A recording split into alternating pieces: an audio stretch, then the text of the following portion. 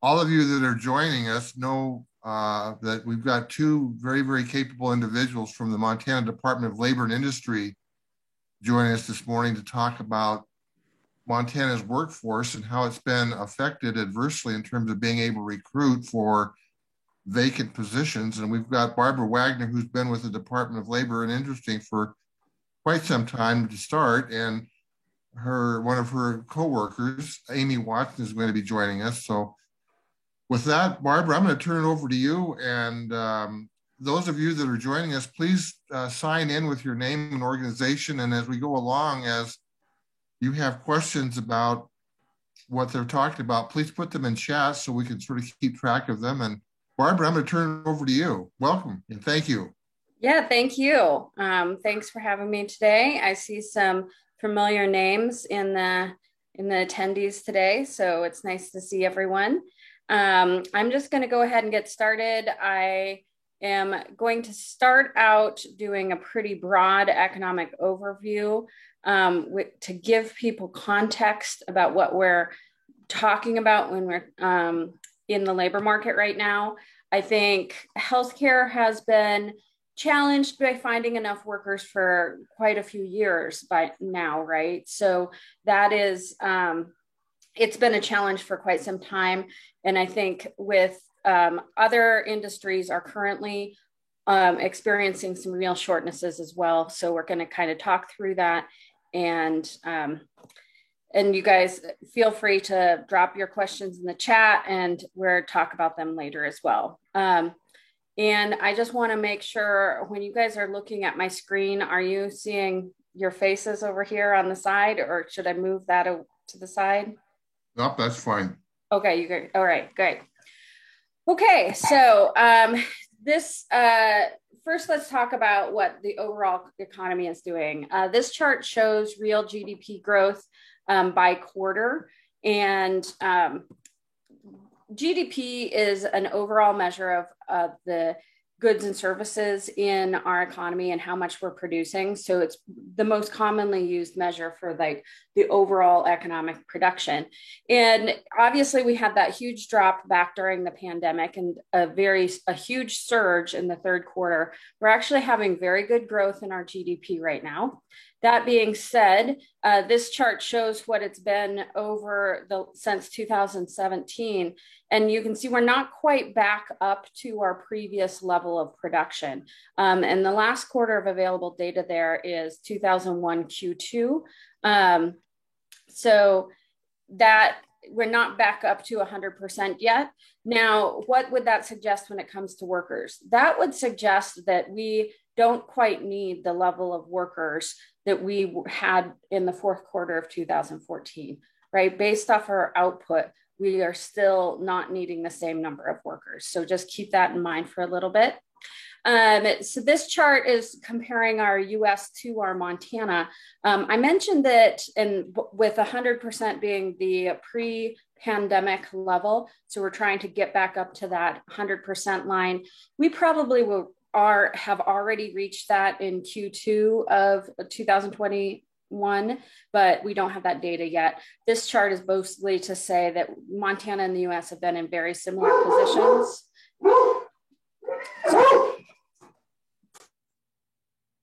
And that's the fun thing of working at home. My dog is going out for a hike right now. So anyway, so we've got 2000, we're probably back up to 100% by now, but we just don't have that data of it yet. So the Montana labor force, of course, has gotten the most attention during this pandemic. And that is still not recovered back up to 100% either. So these show the Montana employment. Total employment includes both payroll jobs and the self-employed. That's the purple line. And back in April, we had the significant job losses down, 8% roughly, and over 10% for payroll jobs. And then a very, very quick recovery in terms of our total employment levels, but then a slowdown in our recovery throughout the fall and early spring. And then just right as people started to get vaccinated, we've seen some nice growth in the employment levels again. Payroll jobs dropped even further. That's something that we often see during recessions. As people lose their payroll jobs, they either retain their self-employment that they're doing on the side, or they move from payroll to self-employment. We actually saw a lot of that in the last year. I think those $600 unemployment payments that we had last summer helped launch a lot of small businesses. So that's a positive as well. So then finally, the labor force is kind of a key measure, and we'll be talking about that a lot more, but you'll see that we have not yet recovered in any of these three factors. We're still down by about 1% for both our employment, labor force, and payroll jobs. And we're going to be talking about the labor force a lot more in the future, so I'm going to hold that thought right there. This is looking at the Yellowstone, and the lines are not quite as easy and convenient as the statewide numbers because the county data is not seasonally adjusted. So we're actually comparing the level to the same month in 2019, which is a way to seasonally adjust the data and kind of show how the Yellowstone County economy performed through the recession, but compared to their 2019 level. So the good news here is that in the labor force in Yellowstone County is back above the 2019 levels. That's a positive for sure. And that means that in Yellowstone County, the labor market is a little bit better than what it has been in other places of the state. Where you're also back above 100% for employment levels. So that's 500 more jobs employed in June 2020 than there was in 2019 of June 2019. So that's all positive news. Looking at other states, Montana actually has done very well through this recession, particularly for employment. We've always been ranked in the top 10 states for best or smallest employment losses. We are still in the negative territory, but just down that 1%, like I showed you on the previous chart. There are a few states that currently have positive job growth. You will notice looking at this map that the more populated states, particularly California, Texas, New York, Illinois, had a harder time during the COVID recession than some of the more rural states. A lot of the states in the central part of the country had a naturally easier time social distancing due to the rural nature of the states. So that really has impacted the economies as well and helped them through this recession. We're currently ranked number 9. Looking at counties, this is our employment. I already mentioned Yellowstone County being up about 500 jobs. That ranks you the 5th best county in terms of performance. And number 1 is the Flathead area, which has really recovered very well from this COVID recession. And then we're seeing a lot of job growth here in Helena as well. For most of the time during this pandemic, you would see the urban areas in red, meaning they're not doing as well, and the rural counties in blue. That has only changed in the last few months. We've seen a pretty strong recovery in the urban areas after vaccinations have occurred, and a little less in the rural counties. They're still down employment and they're not performing as well as we're kind of exiting the pandemic. But during the pandemic, they were performing better. Looking at industry-wise, we're focusing on healthcare, which is down at the bottom. A lot of people, probably you guys in healthcare know this already, but a lot of people outside of healthcare were very surprised that healthcare didn't have gains in employment levels during the pandemic. But of course, there was so many restrictions put in place to keep people in the hospitals safe. There was a decline in employment. Healthcare was probably one of our industry with the largest number of claims right when we had the business shutdowns, because of course, dental offices, even chiropractors, the hospitals all shut down and brought workers out of those places in order to prevent COVID spread. So we're still seeing some impacts of that. And that there is good news and bad news in that there are some unemployed workers in the healthcare field that I think we could reemploy more quickly. We'll talk about that a little bit later.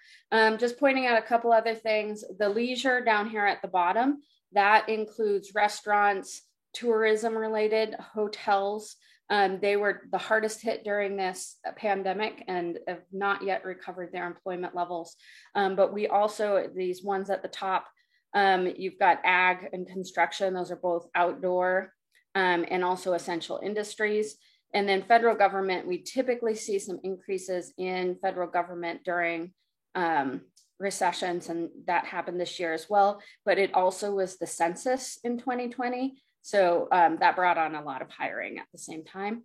And then one more thing to mention, because you guys are in Yellowstone County, mining and utilities, the shutdown of the Colstrip, part of the Colstrip power plant happened also in 2020, which, you know, we've been talking about that shutdown for quite a few years.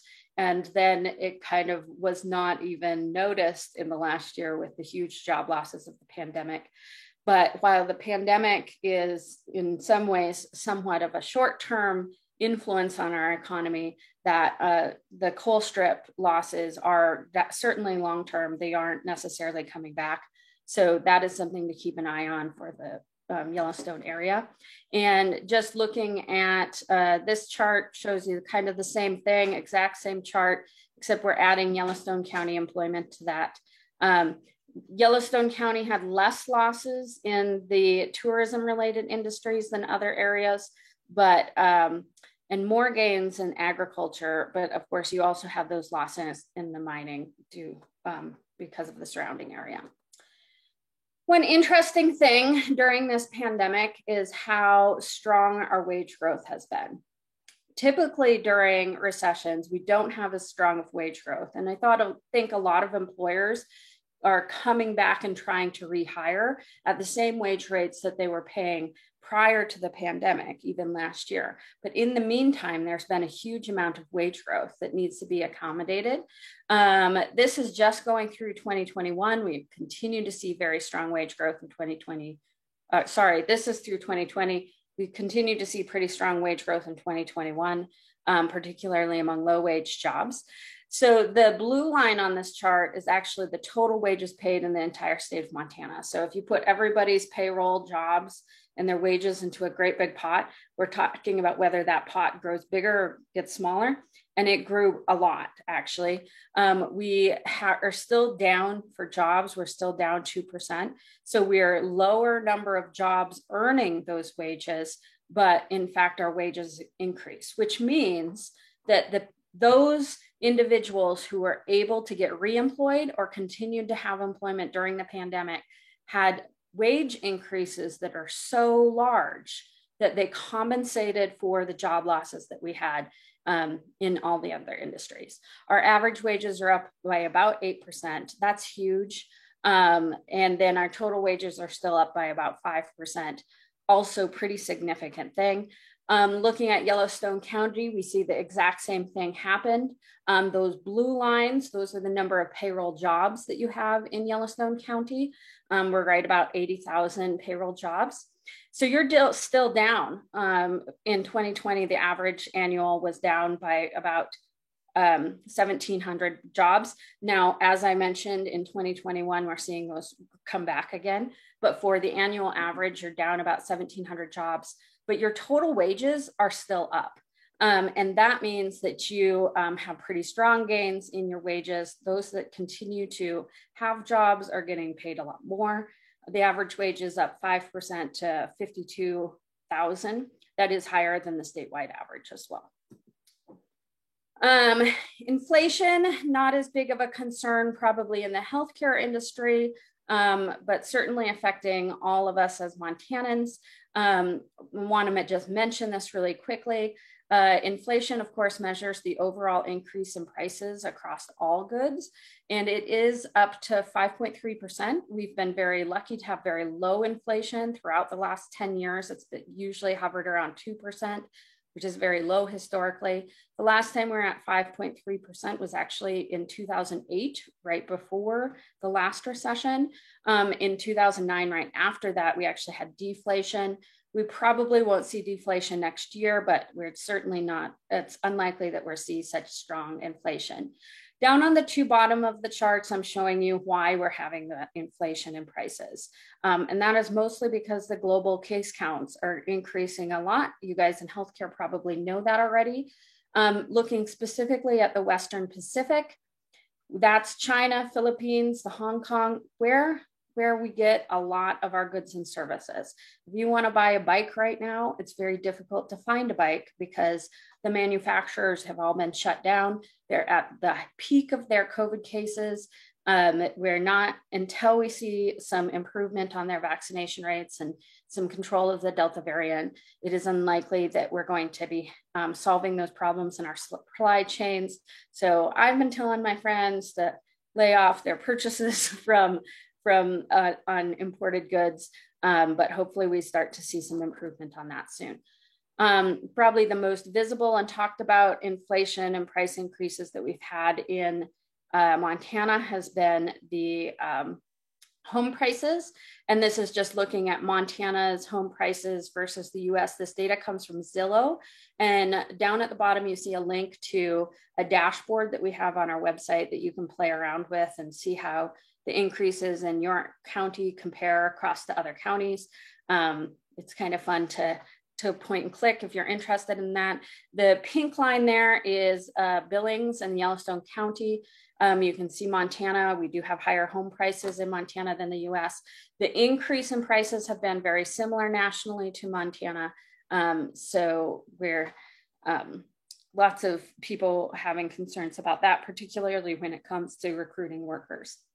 Just looking at Yellowstone County versus the other metros in the state, Yellowstone continues to have fairly affordable in comparison to Gallatin, Missoula, and Flathead counties, and even Lewis and Clark has had a pretty strong increase in the last year. So if we're talking about recruiting workers from within the state of Montana, that does give Yellowstone County a competitive edge there. So just to summarize kind of that big overview, we've had a pretty quick recovery from the recession. We're doing better than the nation and a lot of other states. In recent months, we've had a little bit of a slowdown in terms of our employment recovery, which comes, a lot of that is from supply chain constraints and a lack of workers, which we're kind of going to talk about next. So as we've recovered from the recession, we've come back to a very, very low unemployment rate very, very quickly. And surprisingly quickly, I wouldn't have thought that we would get back down to 3.7% as fast as we did. And you can see from this chart, that's not necessarily true in the US generally. They're not back down to the 4%. They're still hovering up there about 6%. So we are back down to tighter labor markets and difficulty finding workers a lot faster than we anticipated. Now, another sign of tight labor markets as we're reopening is our job posting numbers. This also comes from one of our dashboards on our website. You can get this data for your home county if you're interested in that and kind of check things out just for Yellowstone or any other county you guys might represent. Now see in 2020, we're having very, very high levels of new jobs being posted. And in fact, they're even higher than they were back here prior to the pandemic. But if you remember, I started out this presentation with a chart about GDP and talking about how we're not quite back for GDP production yet. So why is it that we have such high levels of new jobs, but our economy quite isn't actually to the point where we would need that many new jobs yet? Well, the reason is because during the pandemic, the number of hires was really, really low.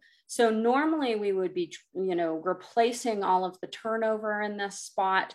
We would be, anybody who leaves, we would be filling that position, and people just didn't because of the pandemic and the uncertainty involved. So a lot of this is kind of a pent up demand. And it also is happening that every single business in the entire state is trying to reopen or respond to this post-vaccination reopening all at the same time, which is really driving up the number of new jobs. It's put a very tight labor market. It's good in some ways because it's driving up wages, particularly for low wage jobs. But we've certainly seen I have been comparing it to, in some ways, a boom and a bust cycle in the Bakken that you guys are very familiar with in the past few years. But, you know, we can think about the pandemic as being the bust and the reopening that we're seeing after vaccinations being the boom. And it's just challenging because everybody's trying to be in the same space at the same time. So Yellowstone County, 3,600 job openings there. We'll talk about that compared to available workers in just a bit. Statewide, here are the job openings that we're seeing the most of. Often a lot of healthcare professions on this list. Your top 10 right now are just include the home health aides and the medical and health service managers. We also get a lot of retail jobs on this list because they're just a huge occupation and they need a lot of workers for that. If you want details on your home county, then go back to that job tracking dashboard that I mentioned, click on job postings, and you can see what jobs are open for your home county. So, you know, we have all of these open jobs. The first place that we start looking for are the people who are currently on unemployment. And as you know, the number of people who have been claiming unemployment has really increased during this pandemic. This chart shows the number of claims that are filed for Montana. The blues are the unemployment insurance that we normally have. And then people in red are the pandemic programs that were provided by Congress as a part of the stimulus package. Those pandemic programs were ended by Governor Gianforte at the end of July, the end of June. And so those individuals who are no longer eligible for pandemic assistance, there's about 11,000 of them right here that came off unemployment at the end of June. And that was done because of the concerns from employers that they were unable to find workers. And so we should be seeing a lot of those workers come into the labor market. We don't have great data on how many of them got reemployed quite yet. We should see that in the next few months. We still have about 7,700 people who are still claiming unemployment insurance from regular unemployment in July. Some of those are already working part-time, but they are still a good area to find eligible workers to be reemployed into our growing industries. So looking at who were those claimants, this is a chart that shows what occupational group the claimants were. This is just the people from June. So people who were on unemployment in June prior to being kicked off for both the pandemic programs are shown in red and the regular programs are shown in blue. So let's check out the healthcare related occupations are right here. And we've got about 300 people in the pandemic programs that are no longer collecting unemployment insurance. And then the regular UI programs, we have another 300 or so. Also, the healthcare organizations end up hiring a lot of these community and social services. That's where you'll get a lot of your behavioral health, social workers, substance abuse counselors will be in this community and social services category. So there's also some who are coming back into the market as well that are interested in finding jobs in that area. So looking at the number of claimants that we have both in Montana and Yellowstone County, Montana, we have about 1,800 almost. Yellowstone County, we have roughly about 3,000.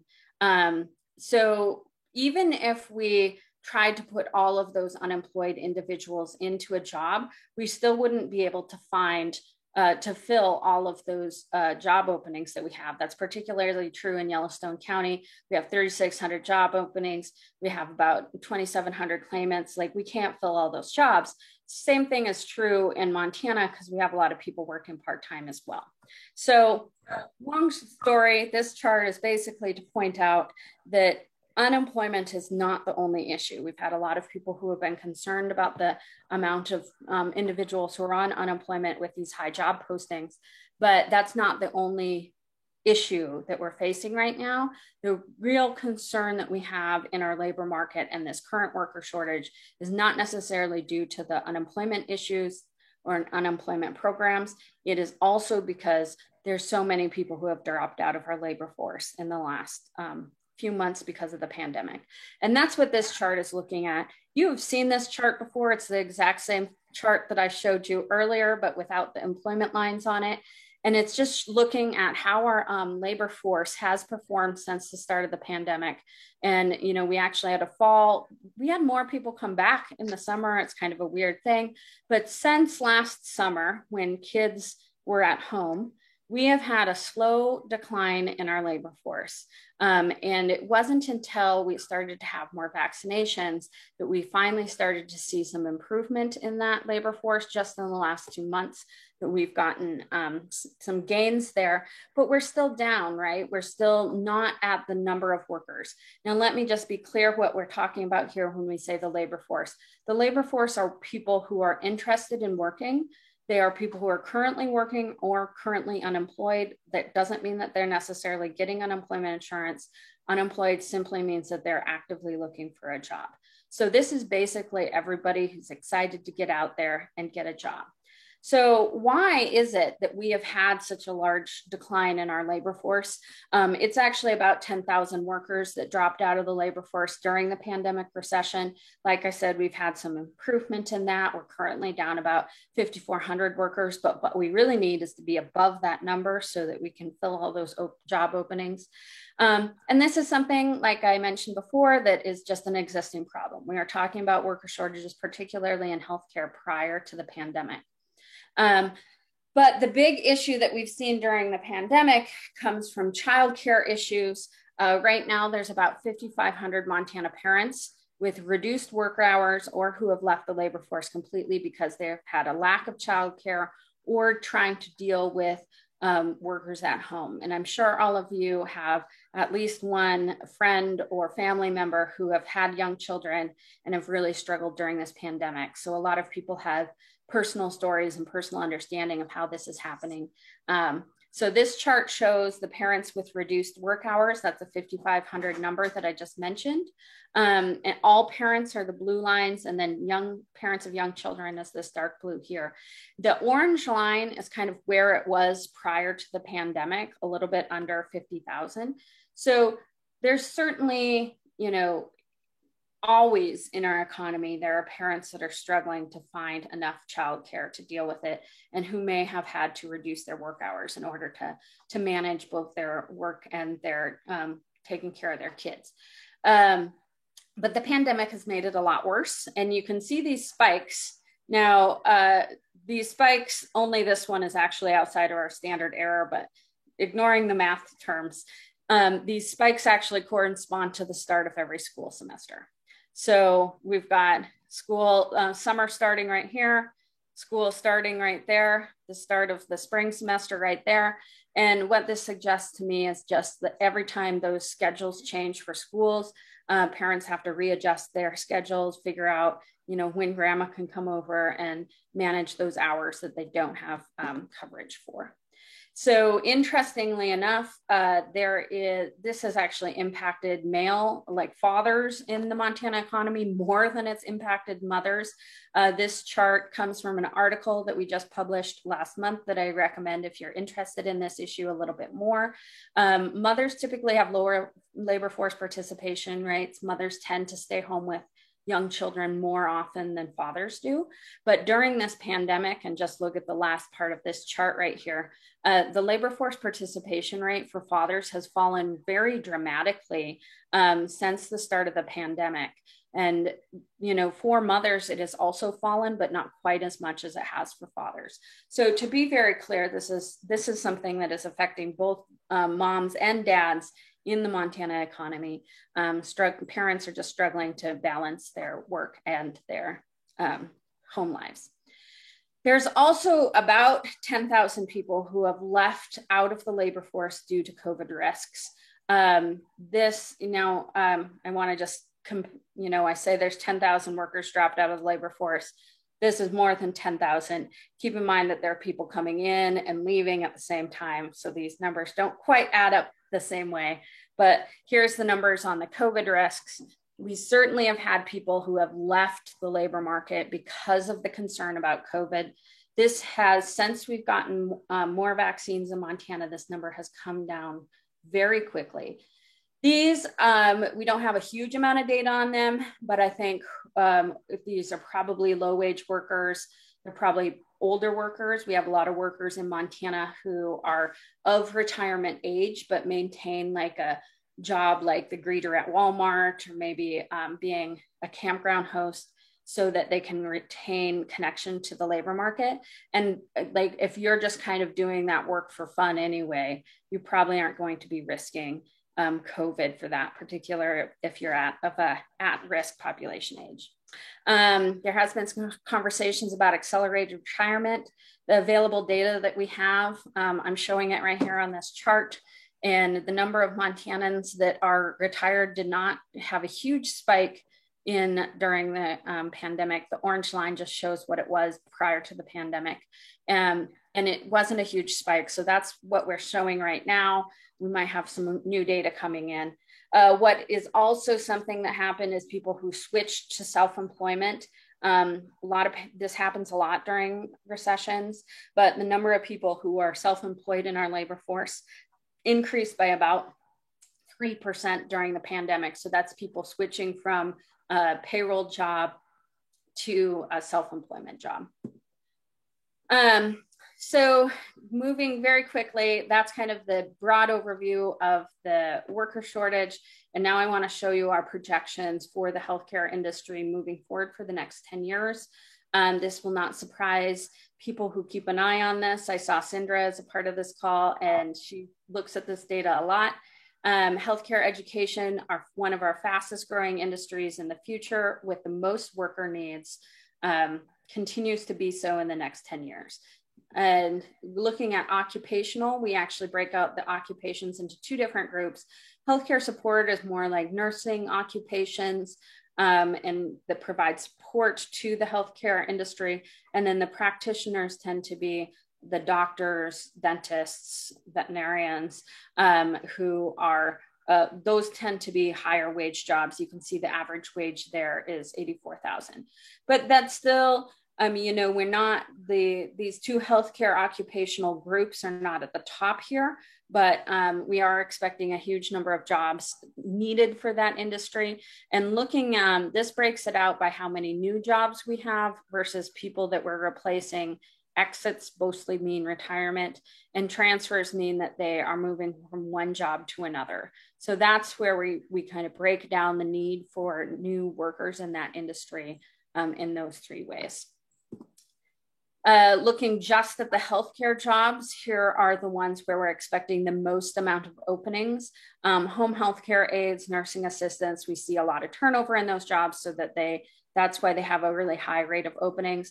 RNs, one of our largest occupations in the state. We need a ton of people to replace individuals in that occupation. They also tend to be a little older than average, so a lot of retirements there as well. And then you can just see those, I don't think that you guys will probably be there surprised, but it's nice to put the data to that as well. And then one last thing that I want to talk about, and this is kind of a way to kind of conceptualize where we're going to be getting these workers from the future. The green line shows billings wages. I put the median, it's at 39,000. That's the median salary in the billings area. The 25th percentile is at 27,000. I'm not even talking about the high wage jobs, because they tend to be, the recruitment of those workers is a little different anyway. So let's just look at some of these lower wage jobs that we're going to be needing to fill in the next few years. Because we don't have a lot of unemployed workers, our unemployment rate is really low. It really means that we have to hire from other professions in order to fill our worker needs. And here's some of the, if you're looking for home healthcare aides, you might be able to talk a maid into coming up to a home healthcare aide, because maids are earning a little bit less. Maybe we can talk them into getting the training to be a home healthcare aide. Nursing aides, again, pretty low entry wage there. You have to out recruit. Well, we need to find those occupations that are lower than what the nursing aides entry level wage is, so that we can draw them in. You're probably not going to be able to convince somebody to be a nursing aide if they're currently working in a retail industry, because the entry level wages for retail is going to be higher than what we can pay for the nursing aides. So this is just kind of an indication of how we can find some people to move them up the wage ladder and get them into jobs that are you might need to be taking some people from other industries, but we need to select those that where they're going to benefit from a wage increase. So I'm a little over my time, but we are at the end. Sorry, I tried to talk very fast through that. And I think that we have a lot of questions here. I'm gonna stop my screen sharing so I can look at the questions a little more. And I see Amy has been able to join us. Hi, Amy. I'm going to give Amy a chance to say anything that I forgot during my presentation, and then I'll read through these questions. And if Dave, you have any questions you know of, we're happy to answer them. Great. So Amy, would you like to add anything to all of the information that's been shared by your coworker? I mean, of course, Barbara did a great job of going through everything. I'm sorry if there's some background noise. My children are home, so I would just say kind of add on to the childcare discussion too. And I love the way Barb pointed out that it isn't just women in Montana. We know nationally that about 3 million mothers dropped out of the labor force over the course of the pandemic, primarily when we saw that big spike in September as children went back to school. And I will just note that in Montana, childcare for those who are less than 5 years old, licensed childcare in the state meets only about 44% of estimated demand. And let me pull up I should have had this on my person, but the statistics for Yellowstone County. And this is an issue that has been in existence prior to the pandemic, but the pandemic certainly exacerbated those problems. So we've seen significant shortages across the state. In Yellowstone County, it's a little bit better. 47% of estimated demand for childcare is met by licensed capacity in the state. So a lot of that is because there's worker shortages in the childcare industry as well. Those are lower wage workers, so they run into a lot of the same problems recruiting and retaining workers that, say, CNAs would. And so that's been an issue that we've really been looking into as far as recruiting and retaining those workers and pulling them into the labor force. So yeah, I'm happy to be here today. Thank you. I apologize. I was a couple minutes late joining, but I'm happy to answer any questions as far as healthcare workforce goes or any sort of labor force questions too. So thank you. Well, Amy, we're all very happy that you're able to take care of your daycare issues at home. So we're happy. Yeah. Background noise. Yes, my husband's still corralling them out to daycare this morning. So they do. So, we are one of the lucky ones that have good high quality care here in Helena. So good. Dr.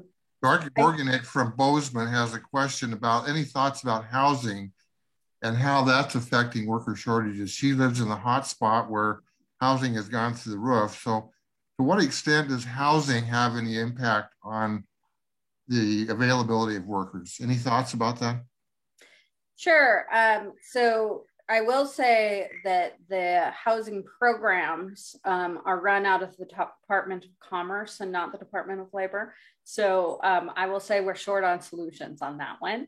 But it certainly is something that we've been hearing from a lot of employers, including even when you're recruiting some high wage workers, trying to bring people to Montana. And they kind of are surprised by our high home prices in Bozeman particularly. I mean, even 2 years ago, Bozeman, Gallatin County had higher home prices than the state of New York, which is kind of shocking in itself, right? And it's only accelerated from there.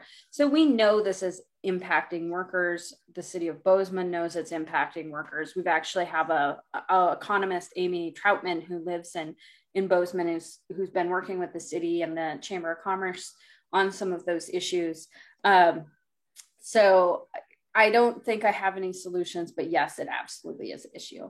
You also mentioned COVID-D, which I think the continued presence of, the COVID pandemic and there's still increasing challenges. 44% is not good enough, as you guys probably know better than I do.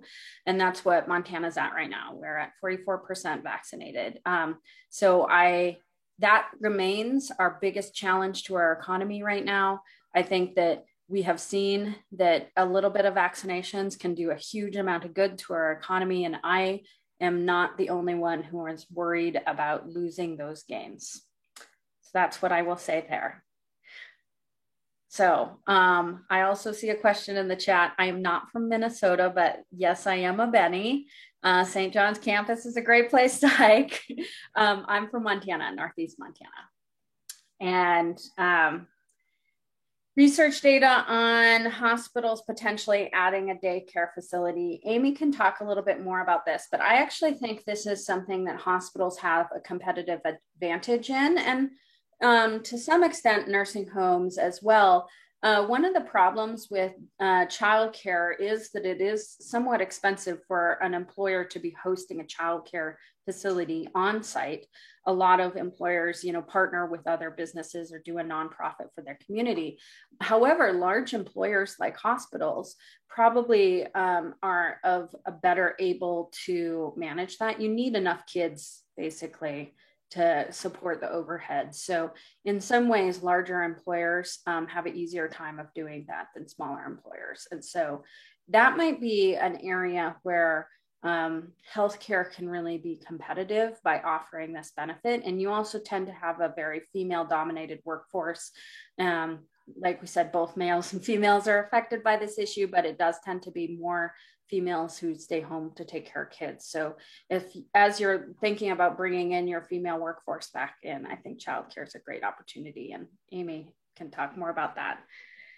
Yeah, so I think that's a great point. And with hospitals, I think they face some unique challenges in the type of shifts that their staff often work 12-hour shifts in hospitals, and it's really hard to find out of normal 9-to-5 business hour care for those kids. So I think they have an extra sort of motivation, or it's probably more difficult for hospitals as far as childcare goes to recruit and retain staff. But there is significant efforts being made to help support businesses that want to create on-site childcare for their communities, primarily through ARPA funding.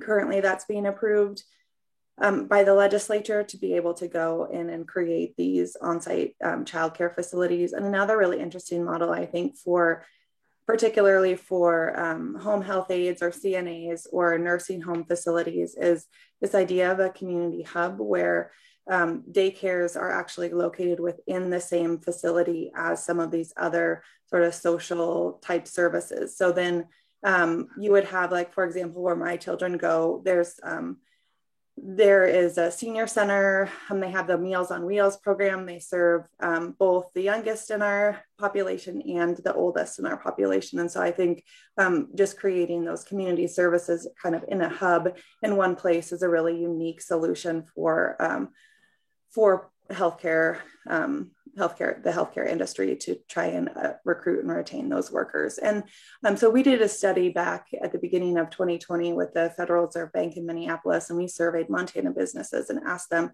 this was actually just pre-COVID, so the first quarter of 2020, how childcare or the lack of childcare was impacting their ability to recruit and retain qualified workers, and ultimately their ability to grow. And what we found is that over half of businesses in the state said, yes, this is an issue.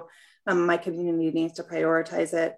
And we found that was increasing for those with a primarily female workforce. So for those in the healthcare industry, we saw that that was a significant need. Over half of businesses said that it was impacting their ability to recruit and retain workers. So I think that supports the idea that, yes, healthcare, probably because of their shifts and their predominantly female workforce, are facing some significant challenges when it comes to recruiting and retaining their workers. But I think there's also some unique opportunities there as well to create some solutions. So, Yeah. Wow. Thank you for those explanations. I'm going to ask if there's anybody has any questions. I've got several, but I want to make sure those of you that are participating have first shot. Question for both of you. Back when the stimulus was approved, workers were able to get extended benefits, I believe is the right word, because of the duration of the pandemic. Once they go off those benefits, when they went off in June, do they qualify then for any other unemployment insurance, or are they simply, is it either or? So the extended benefits are no longer, as you mentioned, they ended June 26th was our last week. So no, they no longer qualify for any other benefits. Prior to June 26th, everyone was on either extensions, pandemic insurance, and then of course they were getting the extra $300. All three of those programs were part of the pandemic stimulus package, and all three of those ended. So now we have the regular UI programs, which are just pay the 28 weeks in Montana of unemployment benefits, and that's paid at 50% of your prior wage, and there's a cap. That's about, if you earned more than about 50,000, you hit the cap. So there is, still, we're back to essentially the regular support of the programs.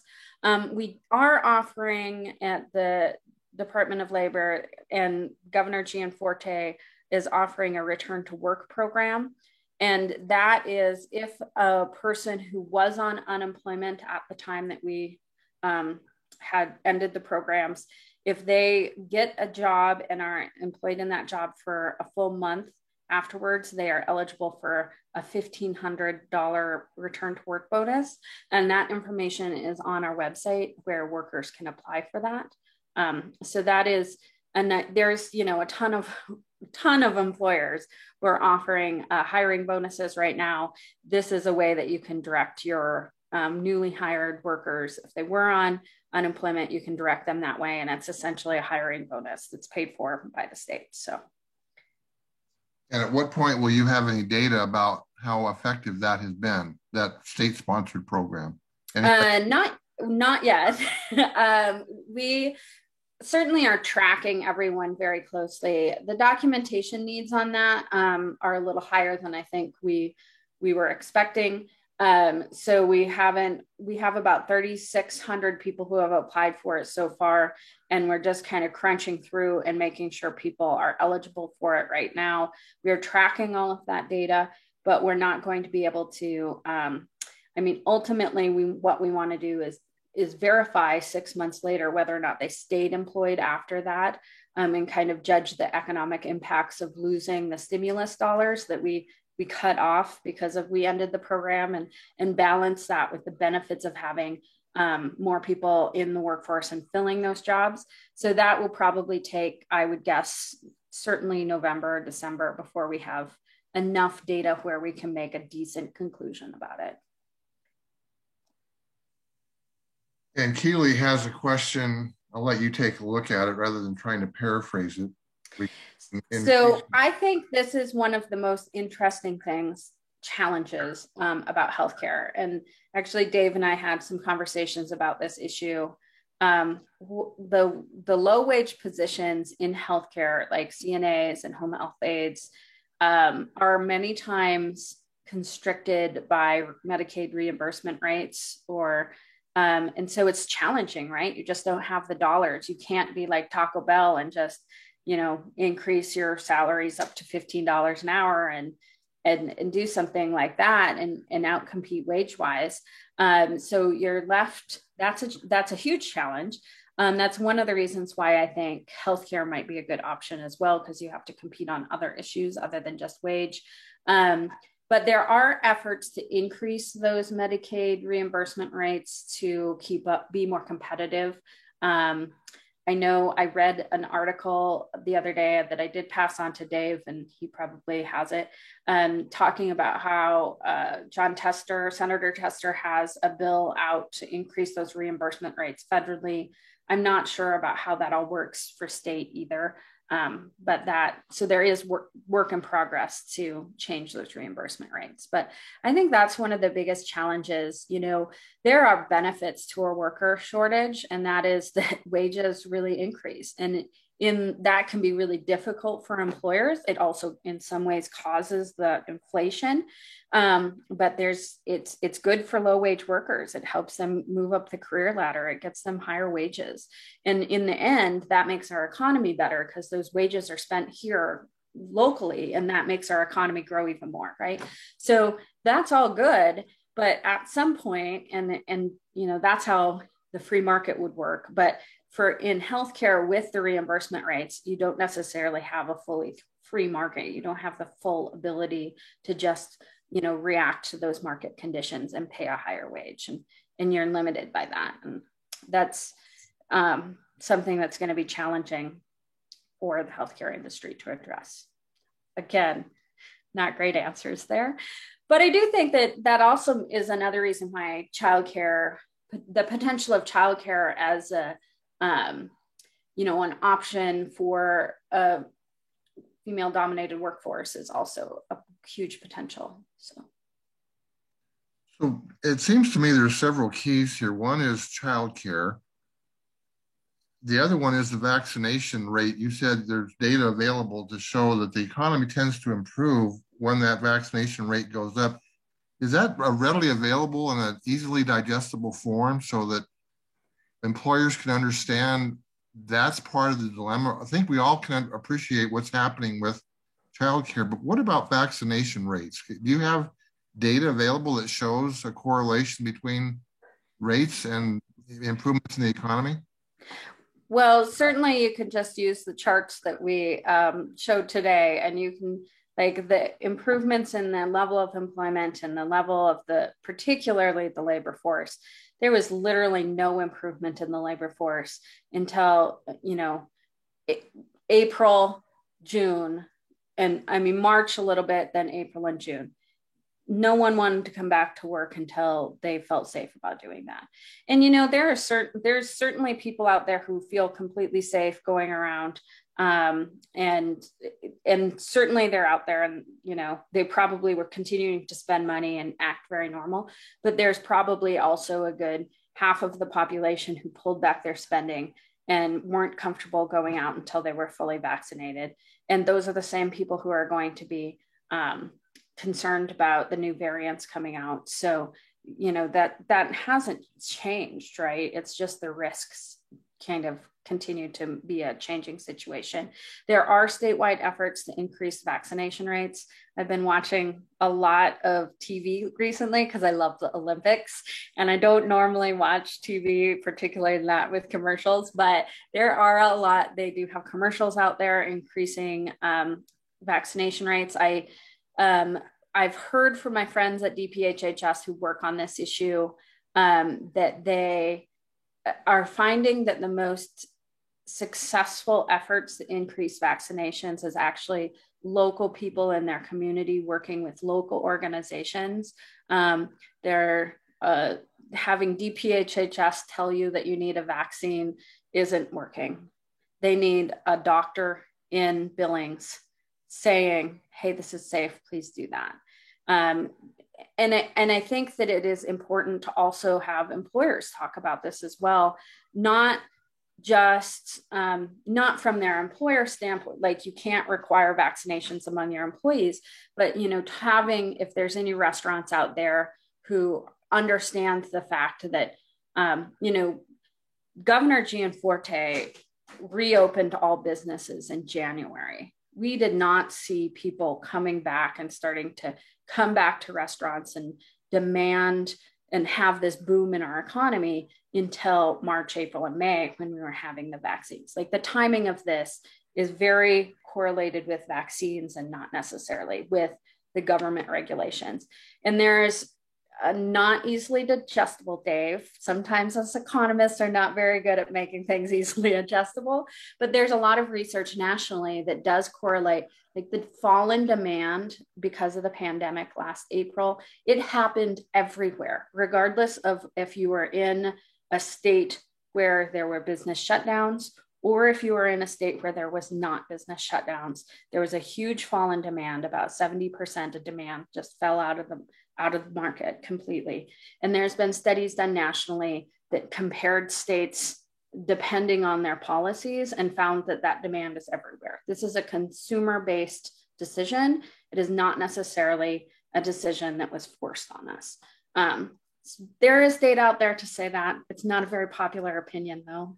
So, you know, it's a hard thing to approach as a discussion. And I'm sure all of you are fully aware of that.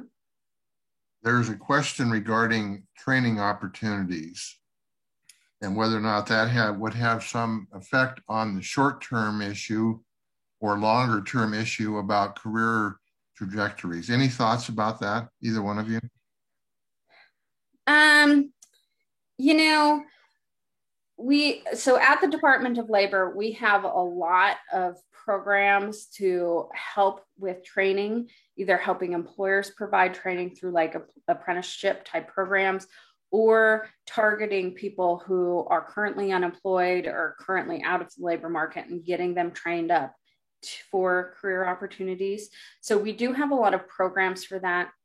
I would say one of our problems, and this is a national issue, not necessarily something we can fix at the state, is that most of those dollars are targeted at people who are currently without a job.